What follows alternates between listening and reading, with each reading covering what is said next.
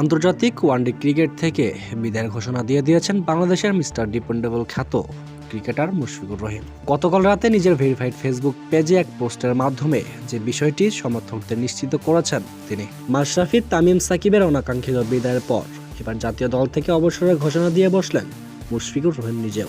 আর মুশফিকুর রহিমের বিদায়ের ঘোষণার পর সামাজিক যোগাযোগ মাধ্যমে মুশফিককে বিদায় সম্বর্ধনাও জানিয়েছেন বাংলাদেশ দলের বাকি ক্রিকেটাররাও। সাম্প্রতিক সময়ে ওয়ানডে ক্রিকেটে রান খরায় ভুগছেন মুশফিকুর রহিম।